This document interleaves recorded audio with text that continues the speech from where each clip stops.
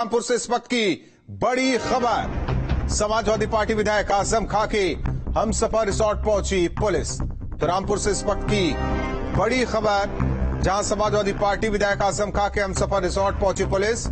कई थानों की फोर्स ने हमसफर रिसोर्ट में छानबीन की। दरअसल नगरपालिका की चोरी हुई तिजोरी को लेकर यह तलाशी ली गई। 2005 में चोरी हुई थी नगरपालिका की तिजोरी। तो ये एक्सक्लूसिव तस्वीर न्यूज स्टेट उत्तराखंड उत्तर प्रदेश आपको दिखा रहा है। तिजोरी की तलाश में पुलिस ने रिसोर्ट में जांच पड़ताल की। हर एक कोने को जांचा परखा गया। तस्वीरें आपको दिखा रहे हैं जिस तरीके से आजम खां के रिसोर्ट में पुलिस की टीम पहुंची। हर एक कोने को जांचा परखा गया। करीब 1 घंटे तक हमसफर रिसोर्ट में छानबीन चलती रही। एसपी विधायक आजम खां की पत्नी के नाम पर यह हमसफर रिसोर्ट। दरअसल 2005 का मामला, जब नगरपालिका से तिजोरी गायब हुई। हालांकि अब शिकायत दर्ज कराई गई और उसी को लेकर यह कार्रवाई। 2 तस्वीरें आपको दिखा रहे हैं जब रामपुर में हमसफर रिसोर्ट में पहुंची पुलिस की टीम, प्रशासनिक टीम, और अंदर की तस्वीर आपको दिखा रहे हैं जब हर एक कोने को, हर एक दरवाजे को, खिड़की को खोल के देखा गया। दरअसल तिजोरी गायब होने की शिकायत दर्ज कराने के बाद यह कार्रवाई की जा रही है। इसलिए हमसफर रिसोर्ट पहुंची पुलिस की टीम। कई थानों की फोर्स मौके पर पहुंची। करीब 1 घंटे तक छानबीन की जाती रही। तो बड़ी खबर और साथ ही साथ 2 तस्वीरें आपको दिखा रहे हैं। हमसफर में तिजोरी की तलाश किस तरीके से हो रही है, ये तस्वीरें देखिए। दरअसल आजम की पत्नी के नाम पर है ये रिसोर्ट, जिसका नाम है हमसफर। हालांकि इससे पहले यह रिसोर्ट भी विवादों में था। हालांकि अब तिजोरी गायब होने के मामले में ये तमाम कार्रवाई चल रही है। तो रामपुर पुलिस आजम खां की पत्नी के हमसफर रिसोर्ट पहुंची। तिजोरी चोरी के मामले में हमसफर रिसोर्ट में सर्च ऑपरेशन चलाया गया। सीओ सिटी अनुज चौधरी और एसडीएम निरंकार सिंह की मौजूदगी में सर्च ऑपरेशन चलाया गया। 2005 में नगरपालिका से एक तिजोरी चोरी हुई थी, जिसकी तलाश के लिए सर्च ऑपरेशन चलाया गया। क्रम नंबर है 77 2005 का। उसमें एक तिजोरी की सूचना थी, उसी की तलाश में आए थे। कौन सी तिजोरी थी, कुछ जानकारी है? हाँ, एक तिजोरी नगरपालिका से चोरी थी, उसके संबंध में। अच्छा, किसने इसकी शिकायत करी थी? तो इसमें मुकदमा लिखा गया था काफी दिन पहले, उसी के उसमें। नादिर मियां हमारे साथ सहयोगी रामपुर से जोड़ रहे हैं। नादिर, क्या हमसफर से कुछ हाथ लगा पुलिस को? देखिए, मैं आपको बता दूं, हमसफर रिजॉर्ट में लगभग 1 घंटा तकरीबन पुलिस का जो है वो सर्च ऑपरेशन चला, छापेमारी चली, अलग अलग जगह जो छानबीन हुई। हमसफर रिजॉर्ट की जो है वो कमरों से लेकर जो है रिजॉर्ट के बाहर जो एरिया, अंदर के एरिया, सारी जगह पर जो है वो श्री अनुज चौधरी और रामपुर की आला पुलिस जो है अधिकारी एसडीएम ने जो है छापेमारी की, लेकिन पुलिस के हाथ कुछ नहीं लगा, छानबीन में कुछ नहीं लगा। उसी को लेकर जब पुलिस से पूछा गया कि हमसफर रिजॉर्ट में छापेमारी का क्या कर रहा था, तो उन्होंने बताया कि 2005 में जो नगर पालिका की तिजोरी गायब हुई थी, उसी को लेकर जो है पिछले दिनों जो है वो पूर्व नगर पालिका अध्यक्ष रेशमा अफरोज की शिकायत मुरादाबाद कमिश्नर ने की थी। उसी को लेकर जो है ये आज छापेमारी हुई, लेकिन पुलिस के हाथ से कुछ नहीं लगा, पुलिस का ये कहना है। धन्यवाद नादिर इस जानकारी के लिए। तो पुलिस के हाथ कुछ नहीं लगा। दरअसल इससे पहले नगर पालिका की जो अध्यक्ष रही, उन्होंने ये शिकायत दर्ज कराई थी कि 2005 में नगरपालिका से तिजोरी गायब हुई। रेशमा अफरोज जिनका नाम, उन्होंने बरामदगी की मांग की। इसके बाद पुलिस की टीम हमसफर रिसोर्ट पहुंची। तकरीबन 1 घंटे तक छानबीन चली। हालांकि पुलिस के हाथ कुछ नहीं लग सका है। तो हमसफर रिसोर्ट में कई थानों की फोर्स के साथ सीओ पहुंचे, एसडीएम मौजूद रहे। काफी देर तक छानबीन चलती रही। बताया जा रहा है कि करीब 1 घंटे तक छानबीन होती रही। हर एक कोनों को जांचा परखा गया। दरवाजे, खिड़की, अलमारी, यहां तक कि बेड को हटाकर देखा गया, लेकिन पुलिस को कुछ हाथ नहीं लगा।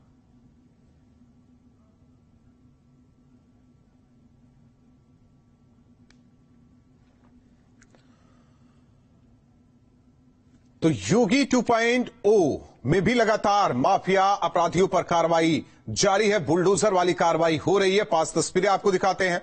आगरा की तस्वीर देखिए, जहां अवैध कब्जे पर बुलडोजर चलाया गया। हालांकि इस दौरान पुलिस का विरोध भी किया गया, प्रशासनिक टीम का विरोध किया गया। लेकिन मौके से लोगों को हटाया गया। प्रयागराज की तस्वीर आपको दिखा रहे हैं, जहां शिक्षा माफिया पर शिकंजा कसा गया, कुर्की की कार्रवाई की गई। नोएडा की तस्वीर आपको दिखा रहे हैं, जिस तरीके से गालीबाज श्रीकांत त्यागी का मामला सामने आया था। हालांकि सोसाइटी में और भी लोग जो अवैध तरीके से निर्माण करा रखे थे, वहां भी बुलडोजर वाली कार्रवाई की गई। और वहीं फिरोजाबाद की तस्वीर देखिए, यहां भी बुलडोजर चला। 15 करोड़ की जमीन को कब्जा मुक्त प्रशासनिक टीम ने कराया है।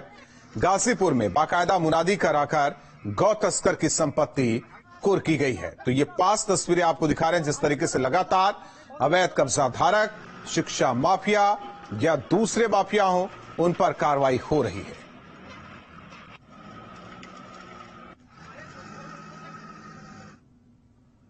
तो नोएडा की ग्रैंड ओमेक्स सोसाइटी में बुलडोजर चला, कई अवैध निर्माण को ध्वस्त किया गया। गालीबाज श्रीकांत त्यागी की तरह यहां निर्माण किया गया था।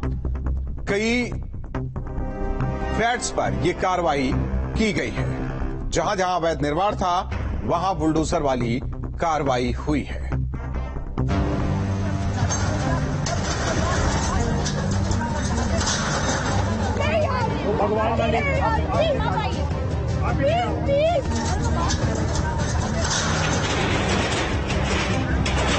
पीले पंजे ने जब सोसाइटी में शेल्टर को रौंदना शुरू किया तो सोसाइटी में रहने वाले लोगों में जबरदस्त नाराजगी देखने को मिली। नहीं, आप नहीं कर सकते हो ये।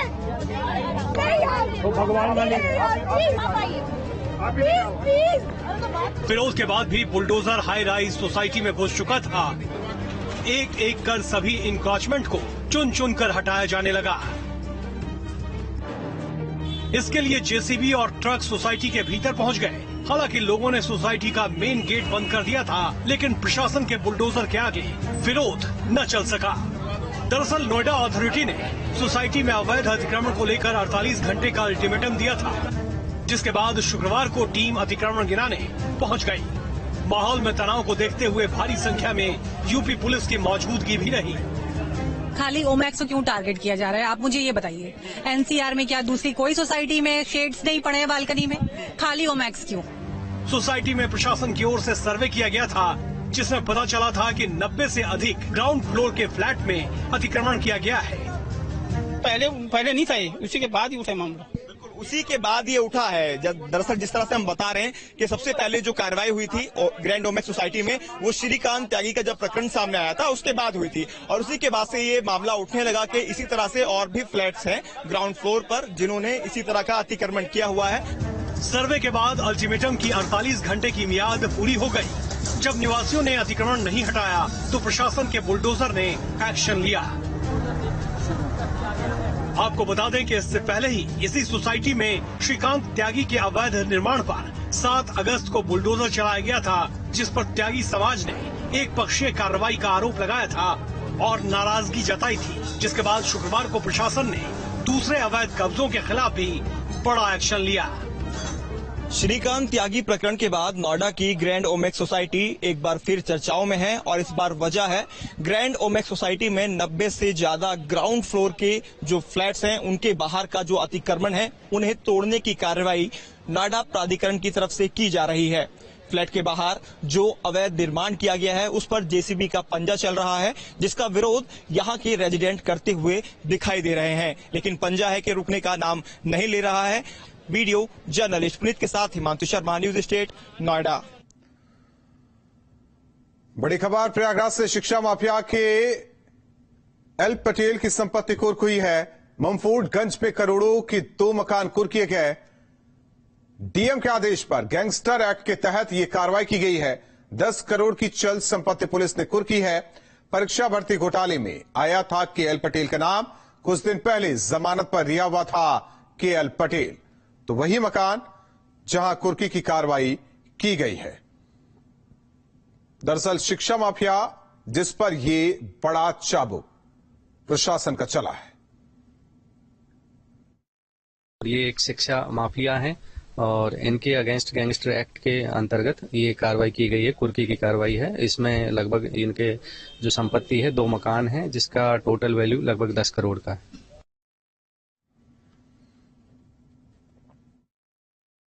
प्रयागराज में माफिया, भूमाफिया, शराब माफिया के बाद अब शिक्षा माफिया के खिलाफ कार्रवाई हो रही है और शिक्षा माफिया केएल पटेल की संपत्तियों को कुर्क किया जा रहा है। हम इस वक्त प्रयागराज के मफोदगंज मोहल्ले में केएल पटेल के घर पर मौजूद हैं, जिसकी कुर्की की जा रही है। तो आप देखें तो सामने यहाँ पर जो मकान के दरवाजे हैं उनको सील किया जा रहा है ताकि इसके अंदर कोई प्रवेश न कर सके और बाकायदा मुनादी कराई गई है। अगर आप बाहर की तस्वीर देखें तो भारी संख्या में फोर्स के लोग यहाँ पर मौजूद हैं। घर के बाहर बाकायदा जो ढोल है उसको पिटवाया जा रहा है ताकि आसपास के लोगों तक ये सूचना पहुंच सके कि शिक्षा माफिया केएल पटेल की संपत्ति को कुर्क कर दिया गया है। और अगर आप यहाँ पर देखेंगे तो बड़ी संख्या में फोर्स के लोग मौजूद हैं और बाकायदा यहाँ पर ढोल जो है ढोल नगाड़ों के साथ सूचना दी जा रही है। चूंकि आस पड़ोस के लोगों तक ये सूचना पहुंच जाती है कि मकान की कुर्की हो गई, इसलिए बाकायदा ढोल पिटवाया गया और यहाँ पर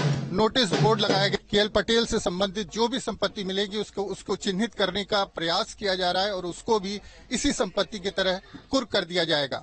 प्रयागराज से वीडियो जर्नलिस्ट विवेक श्रीवास्तव के साथ Manvendra Pratap Singh, news state, Uttar Pradesh.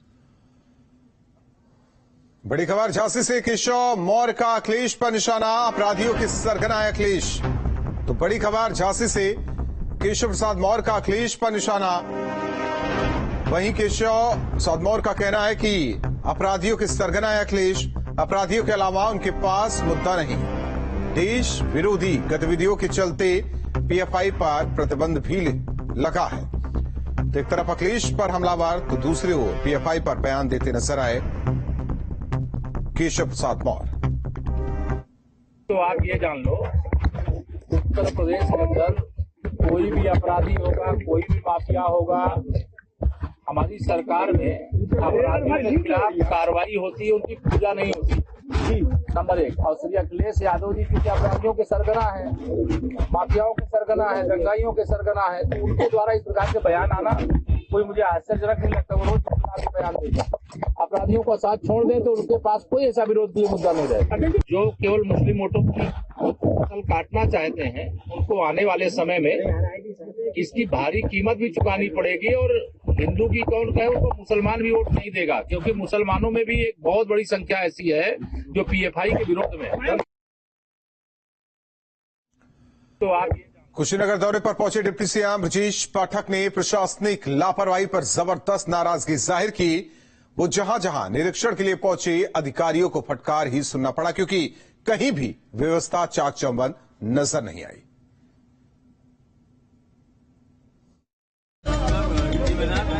Deputy CM आग बबूला हुए तो मातहत अधिकारियों की घिग्गी बन गई। ठीक है ना, इसमें कोई गड़बड़ी न हो। सुसुम्बी में एक भी व्यक्ति ऐसा नहीं होना चाहिए जिसको राशन कार्ड होल्डर को ना दो। ठीक है ना। डिप्टी सीएम ब्रजेश पाठक शुक्रवार को कुशीनगर में निरीक्षण करने के लिए पहुंचे थे, लेकिन प्राथमिक विद्यालय का ये हाल देखकर डिप्टी सीएम ने जमकर अधिकारियों को फटकार लगाई। ये हर जगह ऐसे होगा, एक जगह तो हम देख ले रहे हैं, ये लाइट जलता है, लाइट जलता है तो पूरा फिक्स कर देना चाहिए, ये जगह क्यों छोड़ा। कुशीनगर के प्राथमिक विद्यालय के अंदर की ये तस्वीर बता रही है कैसे सरकारी योजनाओं को यहाँ के अधिकारी पलीता लगा रहे हैं।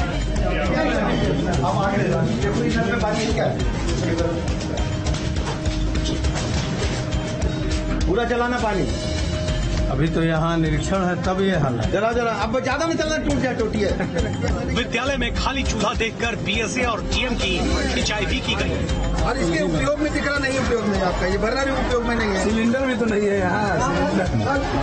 बिना गैस सिलेंडर के दिखावा के लिए गैस चूल्हा सजाने पर सवाल किया गया। सिलेंडर भी चलेगा तो कौन सा चलेगा? कहाँ सिलेंडर कहाँ बा, चूल्हा कहाँ बा? यहाँ देखिए, हेल्थ वेलनेस सेंटर में कंप्यूटर ही नदारद था। और जितने भी हेल्थ वेलनेस सेंटर हैं उसको चलाएंगे। के नाम पे सीएमओ और ये डीआई आपके लाख लाख रुपया सर वसूली कर रहे हैं। जो भी आप शिकायत दे रहे हैं, अगर कोई हमारे पास चिट्ठी आएगी कुशीनगर में चल रही सरकारी योजनाओं पर डिप्टी सीएम बेहद खफा नजर आए। डीएम और संबंधित अधिकारियों को निर्देश दिया गया और फटकार लगाई गई। अब रोज नहाने में क्या होता है ना। कुशीनगर से SN Shukla, team news state. 49 लोगों के जब हम चले जाएं यही बैठक करते। बढ़ता आगे, एआईएमआईएम अध्यक्ष असदुद्दीन ओवैसी ने अपने हमलावरों की जमानत के खिलाफ इलाहाबाद हाई कोर्ट के फैसले को सुप्रीम कोर्ट में चुनौती दी है। सुप्रीम कोर्ट ने ओवैसी की याचिका पर आरोपियों को नोटिस जारी कर जवाब मांगा है। दरअसल मामले में आरोपी सचिन शर्मा और शुभम गुर्जर को इलाहाबाद हाईकोर्ट ने जमानत दे दी थी। वहीं यूपी सरकार को भी नोटिस जारी किया गया है ताकि हाईकोर्ट को दोबारा ये मामला विचार के लिए भेजा जाए। अब इस मामले में अगली सुनवाई 11 नवंबर को होगी। इस मामले में सुप्रीम कोर्ट ने सचिन शर्मा और शुभम गुर्जर को हथियार सप्लाई करने के आरोप में जमानत पाए मोहम्मद अलीम की जमानत पर हस्तक्षेप करने से इनकार किया। ओवैसी की ओर से एडवोकेट ने कहा कि यह आदेश पूरी तरह से गलत है। कोर्ट ने कहा कि आरोपी को अपराध से जोड़ना मुश्किल है, अभी कोई शिनाख्त परेड भी नहीं हुई है।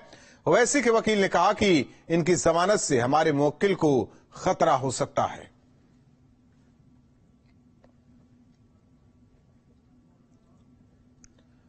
और रुकते हैं कुछ पलों के लिए, खबरें जारी।